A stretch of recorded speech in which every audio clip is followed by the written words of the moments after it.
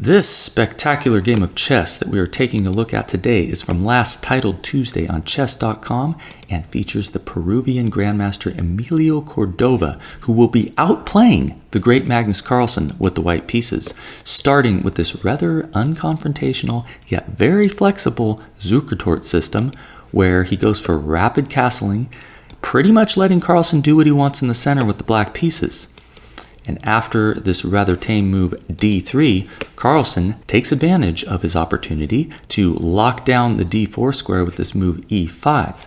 It blocks his dark squared bishop, but this pawn will someday be pushed.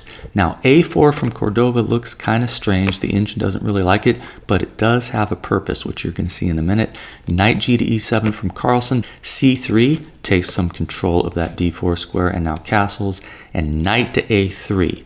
Now we see the purpose of a4. The knight wants to go to c4, doesn't want to get kicked around with the move b5. Of course, Carlsen can immediately prevent knight c4, which he does with the move d5. But Cordova has e4 to trade those pawns. Get rid of that d5 pawn. We got h6 from Carlsen, stopping any knight to g5. Maybe he'll put his bishop to e6. Even if he doesn't, maybe the g5 square is a nice pivot point to get to e4. Okay, so we got a pawn exchange on d5. We got rook to e1, putting the rook on the half-open file. Rook to e8 from Carlsen, and now knight to c4. Nice post for that knight. Bishop to f5 from Carlsen. Knight to h4 hits that bishop, it drops back to e6, which does block the rook's view of this pawn on e5, meaning that when Cordova moves his knight back to f3, comes with a threat to win that e5 pawn, which Carlsen defends with the move queen to c7. Now we have knight f to d2, looking to maybe redeploy to e4, opening up the diagonal for the bishop there. Carlsen now responds rook a to d8. The engine says that b6 is the correct move here, so you can stop a5, which Cordova plays next. This is a good plan for white because he's going to put his queen on a4, gain some space over here on the queen side. That's where most of his pieces are congregated, so that's where he wants to play. f5 from Carlsen stops any knight to e4, and here we go with queen to a4. Bishop to f7 opens up the eyes of the rook to look at the center there.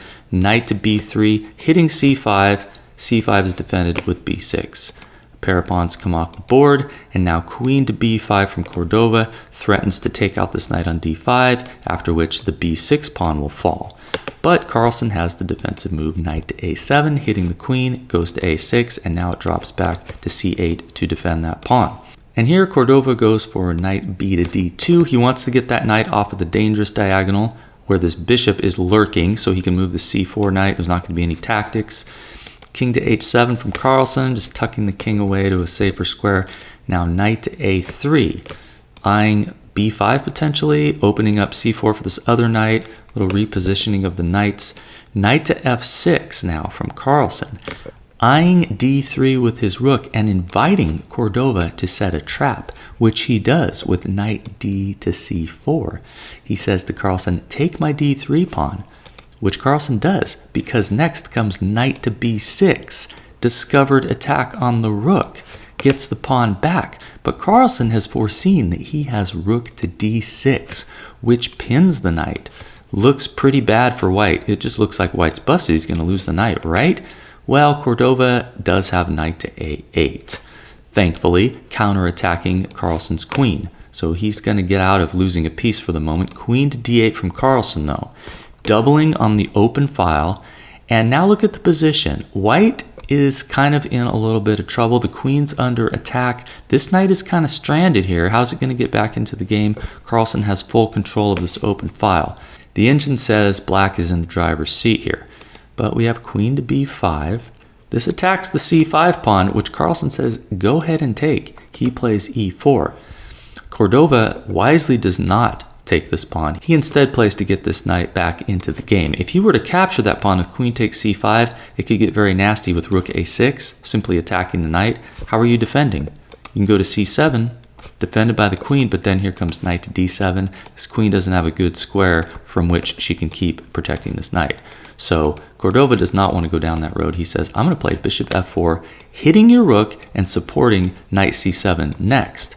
Well, here Carlsen, instead of playing the correct rook to d7, simply preventing the knight from escaping to the c7 square, he plays rook to d5.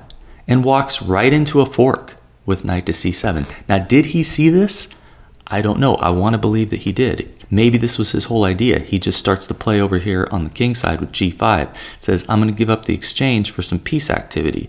The problem is that it's just not good enough. The engine says black is completely busted here. After the knight takes the rook, the knight takes on d5, and bishop to e3. Okay, we got knight takes e3, rook takes e3, queen d5, centralizing the queen. All right, but now we got rook e to e1 from Cordova. He's just going to bring a rook to d1 with tempo on the queen. Black really doesn't have enough here and is losing. But Carlsen plays on. He's going to create threats, and they're going to be very difficult for Cordova to deal with. We got knight d6, hitting the queen, infiltrates to d7. He says, move that knight, I'll trade some queens with you. But no, bishop to e6, hits the queen, queen to c7. Okay, rook to c8, hits the queen again, queen to e7, rook back to e8. And here we have a remarkable decision by Magnus Carlsen. Instead of playing this move rook to c8, going for the draw, which he should do because he's losing, he says, I'm going to play knight to f7. He apparently believes in his position. I don't know if he thinks he's objectively better here or even if it's even a drawn position, but he has determined that he can win this game. And he's not wrong. His opponent is human and will not find the best defense. Rook a to d1. This is a good move, though. It hits Carlsen's queen. Queen goes to b3. Eyeing b2. Okay. We got g4 from Cordova. It's not the strongest, but it's still objectively winning for white. Of course, what he's hoping for is f takes g4 and then bishop takes e4 check. It's very nice for white, but that's not what happens. Carlsen decides to play knight to e5 instead. Very ominous. Eyeing this f3 square, eyeing this d3 square here. Okay, we have an exchange of pawns on f5, and the c5 pawn drops. Of course, Carlsen gets to grab this pawn on b2, but now c4 from Cordova, hitting the queen, hitting this knight, and a worse threat here is knight to d6 with a fork. None of this is looking good for Carlsen, but he does have queen takes c3, which pins this knight for the moment and necessitates rook to c1, which Cordova finds. Taking advantage of the fact that Carlsen's queen is now severely short on squares. Where's she going to go? You can really only go to d3. This is not what Carlsen played. But after knight to d6, black is just completely busted here, right? It's a fork. Try to defend that bishop. There's going to be knight takes, this, and this. Oh, how nasty is that? But Carlsen finds a very nice move here. You do not have to move your queen, which is under attack, if you have a check. Knight to f3 check is what he plays.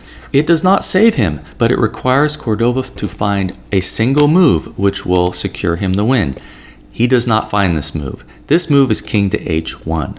After this, the queen still needs to move, and where are you going? You go to d3, you're now going to lose your bishop on f5 with check. You go back here to f6 to try to defend the bishop. We got bishop takes, pawn takes, and then you lose your rook here.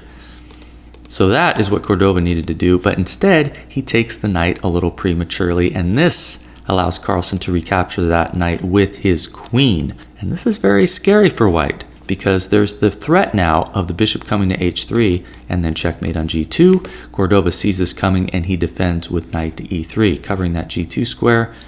And now bishop to h3 is, according to the engine, a drawn position if Cordova finds the correct defense. What he needs to do immediately is challenge this queen. He has a couple different ways he can do that. He can play queen to d6, go to g3. He can play queen to c7, go to g3. He can play queen to c2, go to e2. He doesn't play any of these. He plays queen to d5 for some reason, which allows this nasty move from Carlsen. See if you can find black's singular winning move here. What would you play? Hopefully most of you found rook to f8, not too difficult, threatening to take here on f2. Cordova defends with rook to c2, but now comes a crushing move from Magnus Carlsen. What would you play here as black? Rook to f4 is game over. Cordova will either have to give up his queen or get mated very quickly. What's played in the game is queen to d1. What you really need to do if you don't want to get mated within a few moves, you're going to still lose the game, of course. You need to play queen d6. So you can put the queen to g3 in a minute. But he played queen to d1, which of course allows rook to g4 check from Carlsen. Very beautiful. The only legal moves are to either put the knight here and get mated on the next move, or take the rook, which is what Cordova plays. This of course removes the defense from the g2 square and allows Carlsen to deliver a checkmate on g2. So quite a comeback there from the great Magnus Carlsen, who finds a way to go from a dead loss position to checkmate in the space of only a few moves by doing what he does best, and that is by creating dangerous threats which can be refuted, but which he knows will be very difficult for his opponent to deal with, especially in a blitz game. So this is a beautiful demonstration of what is often a very good strategy when you are down in material. That is, just go for your opponent's king with everything you've got. So thanks for watching, please subscribe, and I will see you on the next one.